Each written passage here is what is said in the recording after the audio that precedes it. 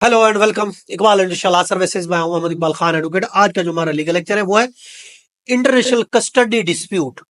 बच्चों की कस्टडी का इंटरनेशनल तौर पर अगर कोई डिस्प्यूट क्रिएट होता है तो किस तरीके से उसको सॉल्व किया जा सकता है। देखें, ये उस वक्त ये डिस्प्यूट इंटरनेशनल डिस्प्यूट क्रिएट होता है जब माँ और बाप का ताल्लुक मुख्तलिफ ममालिक से होता है। एक का ताल्लुक एक मुल्क से है, दूसरे का ताल्लुक दूसरे मुल्क से, तो मुख्तलिफ ममालिक से जब ताल्लुक हो तो फिर इंटरनेशनल कस्टडी डिस्प्यूट क्रिएट हो जाता है। और खासकर उस टाइम जब माँ और बाप दोनों किसी एक नुक्ते पर राजी नहीं होते बच्चों की कस्टडी के सिलसिले में। माँ कहती है मुझे मिले, बाप कहता है मुझे मिले, और वो किसी एक नुक्ते पर राजी नहीं हो तो इंटरनेशनल डिस्प्यूट क्रिएट हो जाता है। चूंकि माँ का ताल्लुक एक मुल्क से था, बाप का ताल्लुक दूसरे मुल्क से। और उस सूरत में देखें, चाइल्ड मूवमेंट क्रॉस बॉर्डर हो जाती है। फॉर एग्जांपल, एक मुल्क में बच्चे को दूसरे मुल्क ले जाते हैं तो उस सूरत में हो जाता है, ये डिस्प्यूट क्रिएट हो सकता है। और फिर दो मुल्कों की कोर्ट की जजमेंट मुख्तलिफ होती है, वो अपने हिसाब से, अपने कानून के हिसाब से, अपने रिवाजात के हिसाब से जजमेंट देती है, दूसरे मुल्क की मुख्तलिफ देती है। तो ये भी एक डिस्प्यूट क्रिएट हो जाता है। एक मुल्क की कुछ और जजमेंट देती है, दूसरे मुल्क की कुछ और देती है, तो इससे इंटरनेशनल कस्टडी डिस्प्यूट क्रिएट हो जाते हैं। अब इसके अगर हम बात करते हैं, कानून की बात करते हैं, देखें इंटरनेशनल तौर पर हेग कन्वेंशन मौजूद है 1980 का, जो कि पाकिस्तान भी सिग्नेटरी है।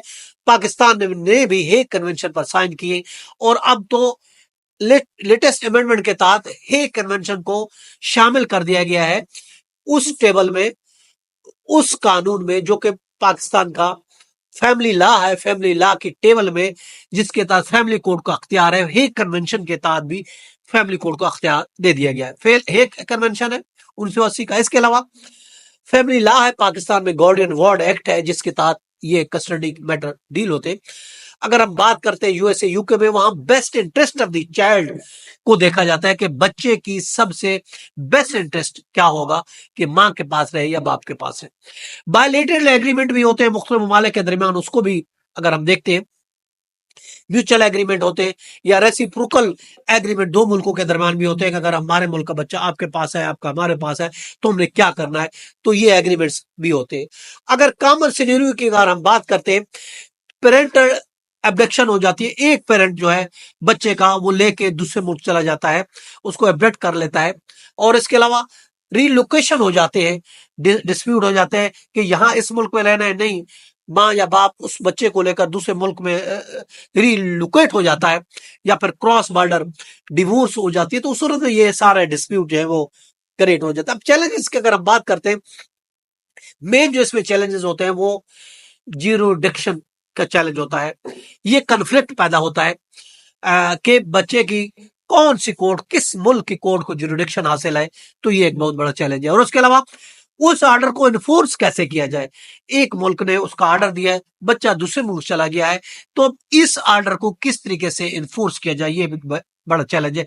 कल्चरल बहस भी हो सकता है कि कल्चरल तौर पर ये किस तरीके से बच्चे को दूसरे मुल्क ले जाया गया, या फिर उस हिसाब से कि ये बच्चा मुसलमान है, माँ क्रिश्चियन है, बाप दूसरे कौमियत से है, तो एक कल्चरल बहस भी बन सकता है। और इसके अलावा टाइम और कॉस्ट भी लगती है, टाइम भी इसमें ज्यादा कंज्यूम होगा और कॉस्ट भी बहुत ज्यादा। इंटरनेशनल डिस्प्यूट अगर बच्चे का हो जाता है तो बढ़ जाती है। अब हमें इस रिजोल्व कैसे करना है, इस तरह के अगर इंटरनेशनल कस्टडी डिस्प्यूट क्रिएट हो जाता है तो how we have to resolve this issue. इसके अलावा उसका तरीकेकार ये है कि सबसे पहले हम जो हैप्चुअल बच्चे की रेजिडेंस है उस मुल्क की कोर्ट में जो जुरिडिक्शन बनती है वह हम केस फाइल करें। और इसके अलावा हेग कन्वेंशन को भी इन्वोक कर सकते हैं, उसके तहत भी हम केस फाइल कर सकते हैं, एक्शन लिया जा सकता है। और इसके अलावा अ, हम लोकल लीगल काउंसिल को भी एंगेज करके इस मसले का हल जो है वो निकाल सकते हैं। और इसके अलावा एक और जो इम्पोर्टेंट है वो निगोशिएशन है। निगोशिएट करके म्यूचुअली तौर पर बैठ के मीडिएशन के तौर पर मसले को हल किया जा सकता है। दोनों फादर मदर मिलके अगर बैठ के मसला हल करना चाहते हैं तो वो फिर बहुत ज्यादा आसानी से हो जाएगा।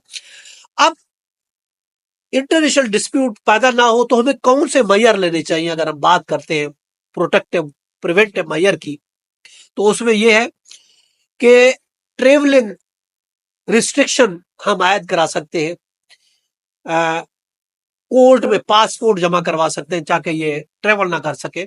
इसके अलावा ईसीएल में नाम डलवाया जा सकता है, और इसके अलावा कि उसको मजबूर किया जाए, अगर आप रिलोकेट होना चाहते हैं, दूसरी जगह शिफ्ट होना चाहते हैं, तो फिर आप रिटर्न तौर पर कंसेंट लेंगे आप, ताकि रिलोकेट आप हो रहे हैं, दूसरी जगह शिफ्ट हो रहे हैं।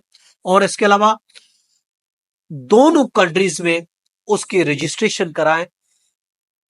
दो मुल्क अगर बीच में इन्वॉल्व है तो उस कस्टडी आर्डर को इन्फोर्स कराएं दोनों कंट्री में। तो ये एक प्रिवेंटिव मेजर है हम ले सकते हैं इंटरनेशनल कस्टडी में, जो बच्चों की कस्टडी में हैल होते हैं। तो ये था आज का लेक्चर, कल फिर मिलते हैं। अल्लाह हाफिज।